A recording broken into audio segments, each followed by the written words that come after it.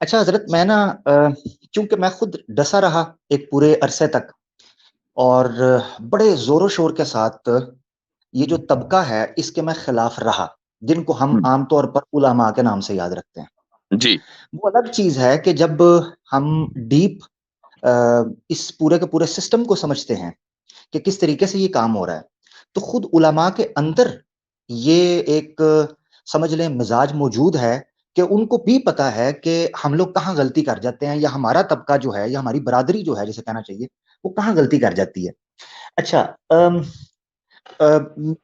جو میں سمجھ پایا ہوں، جو لنک سمجھ پایا ہوں، وہ یہ ہے کہ برٹش جو تھے انہوں نے یہ چیز دیکھی کہ مسلمانوں میں علماء کی قدر اور احترام بہت زیادہ ہے، بہت زیادہ، جی اور اس احترام اور قدر کی وجہ سے علماء جب ان کو اشارہ کرتے ہیں یہ اپنی جانیں تک لٹا دیتے ہیں۔ انہوں نے دیکھ لیا تھا اس کو جی 1857 میں۔ جی تو جب یہ چیز دیکھی تو انہوں نے یہ کہا کہ ان کو اسی طرح گرایا جائے جس طرح یورپ میں چرچ کو گرایا گیا تھا، بالکل بدنام کر کے۔ اور جس طرح یورپ میں چرچ کو گرانے کے بعد سوائے الحاد، ارتداد اور سیکولرزم کے کوئی اور نتیجہ نہ نکلا تھا، اسی طرح اس پورے کے پورے سسٹم کو ڈسکریڈٹ کر دیا جائے، اس کو ان کے اندر سے جو ایک ہے وہ چیز ختم کر دی جائے اور اپنے بندے پلانٹ کیے جائیں۔ یعنی دو طرح کے کام کیے، ایک یہ کہ اس پورے کے پورے سسٹم کو مشکوک کیا جائے، اور دوسرا بندے پلانٹ کیے، جن میں ایک مرزا غلام احمد قادیانی بڑا نمایاں نام ہے، اور بھی کئی لوگ، سر سید احمد خان کے بارے میں بھی اختلاف کرتے ہیں کچھ لوگ، خیر بہرحال میں بھی اس میں نہیں جانا چاہتا ڈیٹیل میں، وہ آپ بہتر سمجھتے ہیں۔ تو میں یہ چیز سمجھا ہوں کہ جب میں ارتداد کے بارڈر پہ سمجھ لیں یا لحاد کے بارڈر پہ تھا، تو سب سے زیادہ جس چیز نے مجھے دور کیا وہ ان کی نفرت تھی، یعنی علماء کی دل کے نفرت اندر علماء کی نفرت۔ جی اچھا، فرقوں کی وجہ سے یا اختلافات کی وجہ سے، غلطیوں کی وجہ سے، جو بھی ہے، جی اس سے ہوتا کیا ہے نقصان کہ جب آپ کسی مطلقاً علماء کے طبقے کو غلط کہتے ہیں تو گویا آپ یہ کہہ رہے ہیں کہ بس پھر اسلام غائب ہو گیا بیچ میں سے۔ یعنی ایک دروازہ ہے جس دروازے کے ذریعے آپ اسلام تک پہنچتے ہیں، ٹھیک ہے، اور جی جی جب آپ نے اس دروازے کو کرپٹ کر دیا، ڈسکریڈٹ کر دیا، تو گویا آپ نے اسلام کو خود سمجھنے کی کوشش کی۔ میں بالکل اس چیز کا انکار نہیں کر رہا کہ ہر مسلمان کو علم حاصل کرنا چاہیے، جی مسئلہ ہے اس شدت کا، جو شدت علماء کی نفرت سے بڑھتے بڑھتے پھر اسلام اور مذہب بیزار ہو جاتی ہے، جی یہ ہے وہ شدت جو پہلے یہ چیز ہوتی ہے۔ اچھا، قادیانی جو یہ حدیث انہوں نے پڑھی ہے نا، جو آپ کہہ رہے ہیں آپ کو نہیں ملے گی، یہ میں بتا دیتا ہوں کہاں ملے گی، یہ مرزا غلام احمد قادیانی کی کتاب میں ہے۔ ہاں جی، دجال کے تعلق سے؟ دجال کے تعلق سے جو حدیث پیش کی ہے، جی جی جی اچھا، جی، یہ قادیانی کی کتاب میں، یہ وہاں سے روایت کر کے کہہ رہے ہیں کہ یہ صحیح حدیث، متفق علیہ حدیث ہے؟ انا یہ للہ و روایت انا الیہ راجعون۔ یہ روایت ہر مرزا طرح غلام سے احمد متفق قادیانی علیہ۔ نے، مرزا غلام احمد قادیانی نے ایسی کئی حدیثیں گھڑیں جس میں یہ کہا کہ نبی پاک صلی اللہ علیہ وسلم کی ایک حدیث ہے کہ 14ویں صدی کے آخر میں آنے والے علماء ہیں وہ زمین کے نیچے بدترین مخلوق ہوں گے اور وہی دجال کے پیروکار ہوں گے۔ مرزا غلام احمد قادیانی نے اپنی کتاب کے اندر حدیثیں لکھی کہ کہا کہ سب سے زیادہ جو دجال کے پیچھے لوگ جائیں گے وہ علماء ہوں گے۔ یہ اس نے حدیثیں نبی پاک صلی اللہ علیہ وسلم کی طرف منسوب کر کے، یہ مرزا غلام احمد قادیانی کی کتاب ہے۔ اب مقصد کہنے کا یہ ہے کہ آپ دیکھیں گے یہی وجہ ہے کہ جب آپ میں نہیں کہہ رہا ساحل ادیم قادیانی ہے، میں یہ نہیں کہہ رہا، میں جی کہہ جی رہا ہوں یہ زبان زدے عام چیزیں مشہور ہو جاتی ہیں جب آپ ایک چیز ایک سے نفرت کرنا شروع کر دیتے ہیں۔ اچھا، وہ آپ دیکھیں قادیانیوں کے اندر بھی یہ مزاج پایا جاتا ہے کہ وہ علماء سے نفرت کروائیں گے۔ اس کی وجہ یہ ہے کہ جو وہ ڈنڈی مارنا چاہتے ہیں اس ڈنڈی کو عام بندہ پکڑ نہیں سب سکتا، اس کو ایگزیکٹلی، علماء علماء ہی سب سے پکڑ۔ بڑی رکاوٹ ہے۔ ایگزیکٹلی، جو ریزسٹنس ہے اس کو بیچ میں ہٹانا ہے، جیسے لبرلزم سیکولرزم کے رستے کے اندر چلو، ہم تو چرچ اور اسلام کے اندر تو کلرجی اچھا سسٹم عامر پاپا بھائی، یہ۔ آپ نے جو بات کہی ہے شروع میں کہ یورپ میں کس طریقے سے چرچ سے لوگوں کو بدزن کیا گیا، تو میں اس میں ایک چیز کا اضافہ کرنا چاہوں گا۔ کچھ لوگ یہ سوچیں گے کہ بھئی چرچ سے بدزن کرنے کے لیے پھر لبرلزم کی تحریک چلائی گئی۔ اب کچھ لوگ جو مذہب کے نام پر کھڑے ہوئے ہیں وہ تو لبرلزم کی دعوت نہیں دے رہے، وہ تو لبرلزم کے خلاف بات کر رہے ہیں۔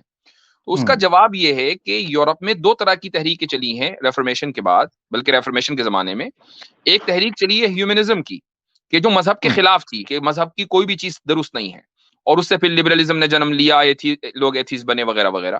دوسری جو تحریک چلی تھی وہ تھی مارٹن لوتھر کے تحت، اور وہ تھی پروٹسٹنٹس کی، یعنی وہ مذہبی تحریک تھی، اور اس کا مقصد یہ تھا کہ بھئی یہ جو ہمارے ریلیجس اسکالرز ہیں ان کو ہٹاؤ، پوپ کو ہٹاؤ، فلاں کو ہٹاؤ، پادری کو ہٹاؤ، سیدھے ہم تو ڈائریکٹ جو ہے وہ بائبل سے اپنا ہم ہدایت لیں گے اور ایک عام آدمی بھی بغیر کسی کوالیفیکیشن کے بائبل سے اپنے آپ کو کنیکٹ کر سکتا ہے. یہ دوسری تحریک چلی تھی جس کو ہم آج پروٹیسٹنٹزم کہتے ہیں. تو یعنی اس کا مطلب یہ ہوا کہ علماء سے بدزن کرنے کے لیے ضروری نہیں ہے کہ آپ مذہب خلاف تحریک چلائیں، بلکہ مذہب کے حق میں تحریک چلائیں تو بھی آپ، لیکن اگر وہ علماء مخالف ہو تو وہ بھی دراصل وہی ایجنڈا ہو سکتا ہے، میں یہ نہیں کہہ رہا ہوں، ہو سکتا ہے جو یورپ میں کبھی چلا تھا. جی جی جی بالکل بالکل بالکل، بڑا زبردست نقطہ آپ نے بتایا. اچھا یہاں پر ایک چیز حضرت یہ ہے کہ جو اس پوائنٹ سے میں سمجھاؤں، اس میں ساحل ادیم جو ہے یہ ایک ایکسٹریم رویہ اختیار کر رہا ہے. اور جب اس طرح کے لوگ جیسے سید قطب جو ہیں، سید قطب کا بھی اگر نام لیا جائے اس میں کوئی شک جی نہیں، بڑے زبردست ادیب، صحافی، لیکھک تھے، بڑے جی جذباتی بھی تھے. مگر مسئلہ یہ پڑ جاتا ہے کہ جب اس طرح کی سوچ شدت اختیار کر کے تکفیری اور تخریبی، تعمیری اور تنظیمی نہیں، تخریبی اور جی تکفیری قسم کی سوچ اختیار کر جائے تو پھر اس کا نقصان ہونا شروع ہو جاتا ہے. اور پھر بالکل بعید نہیں رہتا کہ آپ اپنے مخالفین کے اوپر کفر کا فتویٰ لگانا شروع کر دیں. ٹھیک ہے، صحیح.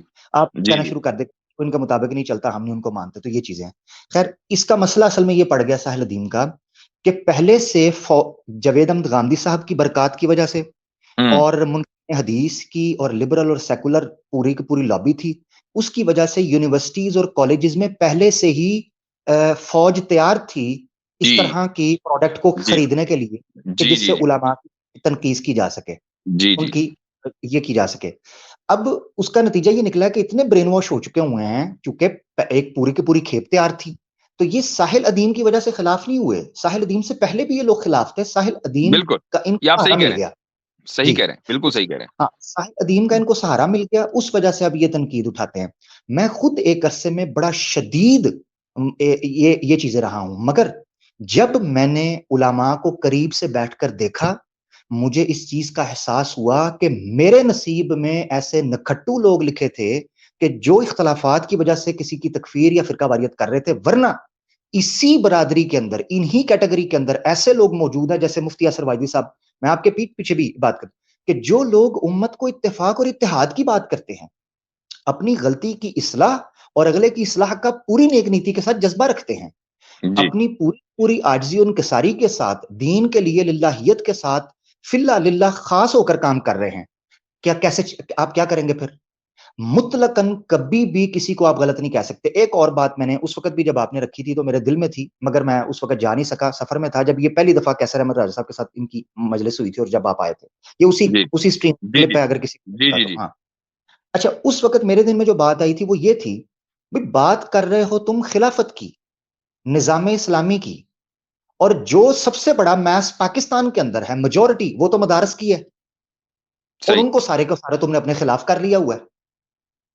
جب تم نے ان کو خلاف کر کے نظام لانے کی بات کرنی ہے، یہ تو ایک آئیڈیالوجیکل کلیش آئے گا، کنفلکٹ آئے صحیح گا. ڈاکٹر اسرار احمد صاحب اور ڈاکٹر ذاکر نائک کی مقبولیت کی عالمی سطح پر جو بنیادی وجہ ہے وہ یہ تھی کہ انہوں نے کبھی علماء کے ساتھ پنگا نہیں کیا. یہ سب سے صحیح. بڑی وجہ تھی. جی جب آپ ان کے ساتھ اچھا، پنگا کرتے ایک ہیں چیز تو اور بالکل عامر صحیح. بھائی کہ اگر نظام کی بات ہے، نظام مصطفیٰ کی بات ہے اور اسلامی نظام کی بات ہے، تو پریکٹیکلی ہمارے ماضی قریب میں اگر کسی طبقے نے اس نظام کو پیش کر کے دکھایا ہے تو وہ مولوی کا ہی طبقہ ہے افغانستان میں. بالکل بالکل. وہ غیر مولوی طبقہ نہیں ہے، اور اس نے ایک مرتبہ نہیں، دو مرتبہ دو سپر پاورز کو دھول چٹا دی. ہم، یہ سارے کے سارے کون ہیں؟ یہ مولوی طبقہ ہے. یہ کہاں سے مولوی نکلے؟ کے سب مدرسے سے نکلے ہیں، مولانا سمیع الحق بالکل کے. تو بالکل مطلب اب یہ کہنا کہ نہیں جی یہ چھپا رہے ہیں اور عجیب و غریب تھیوری پیش کرنا، یہ چیز تو بالکل جو صورتحال ہے اس کے خلاف ہے. خلاف ہے. اور لاکھ اختلاف بھی حضرت، آپ لاکھ اختلاف بھی کریں، ٹی ایل پی جی کی جی بات کر رہا ہوں، لاکھ جی اختلاف کریں خاتم حسین رضوی کے ساتھ. جی اس وقت پاکستانی ریاست میں، پاکستان کی اگر ہم بات کریں کیونکہ یہ پاکستان سے ہے، اور جو جن کی مفتی صاحب کی آپ نے، آپ کا جو استاد محترم تھے مرحوم، جی جن کی جی آپ نے بات سنائی تھی، انہوں نے بالکل ٹھیک کہا تھا کہ جی بھائی یہ لالی پاپ جہاں پر مسلمان مائنورٹی کے اندر ہیں، یہ لالی پاپ مت بیچو. جی آپ ان کو صبر کی، دعوت کی، جذبے کی، اتحاد کی تلقین تو کر سکتے ہو، نظام بدلنے کی تلقین آپ ان کے ساتھ کرو گے تو زیادتی کرو گے، ان کے ساتھ ہوں زیادتی کر رہے ہو. جو تمہارے جی پاس ملک موجود ہیں ادھر کرتے کچھ نہیں، تاکہ پیچھے سے بیک اپ تو آئے نا. مثال کے میں اس ڈیٹیل میں نہیں جانا چاہتا کیونکہ وہ بات تھوڑی سی کنٹروورشل نہ ہو. واپس آ جاتے ہیں. تو یہ ساحل ادیم صاحب ٹی ایل پی کے ساتھ ہاتھ ملائے نا, وہ تو کہتے ہیں دین اسلام کو تخت پر لانا ہے, دین کو تخت پر لانا ہے, تو ٹی ایل پی کے ساتھ ہاتھ ملائے, کیوں نہیں جاتے وہاں پر؟ وہ تو دین اسلام کے نظام کی بات کرتے ہیں. اس کا مقصد یہ ہے کہ صرف ایک کیچی قسم کی اور یہ گلیمرس قسم کی, ٹھیک ہے, مہنگے پینٹ کوٹ پہنے, اچھے صوفوں پر بیٹھے, بیک گراؤنڈ بڑا زبردست لگایا, اچھی گاڑی میں بیٹھے, بزنس کلاس کے اندر فلائٹ کیا, اور جناب نظام لانے کی بات کرنی ہے. بہت اچھے, بہت اچھے. صرف اور لمبے بال رکھنے سے کوئی جو ہے نا وہ یہ چیز نہیں عامر بنتی. بھائی ایک کامنٹ دکھانا چاہوں گا, میں ایک کامنٹ دکھانا چاہوں گا, حالانکہ اس طرح کے کامنٹ کو اسکرین پہ لانے کا کوئی مطلب نہیں ہے, لیکن اندھ بھکتی کا لیول ذرا چیک کریں.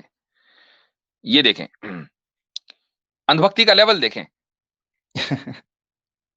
کہہ رہے ہیں کہ ساحل ادیب نے مفتیوں کی دکان بند کیا ہے, اس لیے فتوا تو لگے گا ہی اس پر.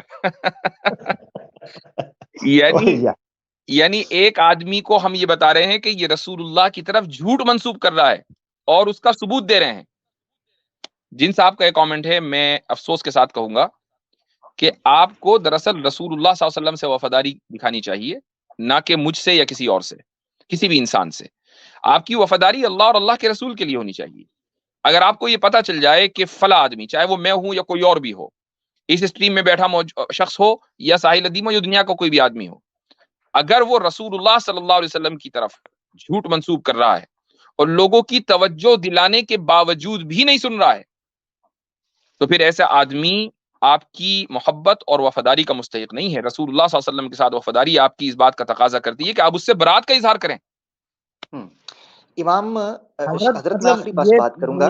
حضرت علی المرتضیٰ شیر خدا نہج البلاغہ کے اندر ان کا ایک خطبہ موجود ہے. وہ کہتے ہیں کلمۃ حق ارید بہ الباطل. آپ کا ایک جملہ ہے کہ بعض اوقات کلمہ سچ بولا جا رہا ہوتا ہے مگر اس کے پیچھے پورے کا پورا پلان جو ہے نا وہ جھوٹ ہوتا ہے. اب مقصد یہ ہے کہ یہ بات تو بڑی زبردست ہے, نظام اسلامی لے کے ہیں, بالکل ہم بات, مگر یہ اتفاق کے ساتھ بھی آ سکتا ہے نا, اختلاف کے ساتھ کیوں, لوگوں کو دور کر کے کیوں؟ ٹھیک ہے, تو بس یہ میری گزارش تھی. حضرت اتفاق اور اتحاد کے ساتھ اختلاف کرنے کا سب کو حق ہے. جو پھوٹ ڈالنے کی کوشش کرے گا, اور علماء, میں اکثر کہا کرتا ہوں میرے نزدیک مولوی یہ گوروں کی دی ہوئی ٹرم ہے. حقیقت میں جو علماء کی جو وہ اللہ نے استعمال کی ہے, حقیقت میں علماء جو ہیں ان کا قدر اور احترام ہم کریں گے, لاکھ اختلاف صحیح. ہم نے اپنے ائمہ اسلاف سے, جو ہمارے بڑے بڑے ائمہ فقہا گزرے ہیں, ان کے آپ اختلاف دیکھیں. شاہ ولی اللہ محدث دہلوی صاحب نے پورا ایک باب باندھا ہے الانصاف بین الاختلاف حجت اللہ البالغہ کے اندر. انہوں نے بیان کیا کہ کس طرح ہمارے ائمہ فقہا آپس میں اختلاف کیا کرتے تھے اور بعض اوقات ایک دوسرے کو ریفر کیا کرتے تھے, کبھی کسی نے کسی کے اوپر تکفیر کے فتوے نہیں لگائے. یہ بھی تو ہمارے اسلاف کا طریقہ ہے, اس پر آئیں, لاکھ اختلاف کریں. بہت شکریہ حضرت, بہت بہت شکریہ, آپ تشریف لائے, جزاکم اللہ خیرن. فوزیہ ہلال. جی السلام علیکم.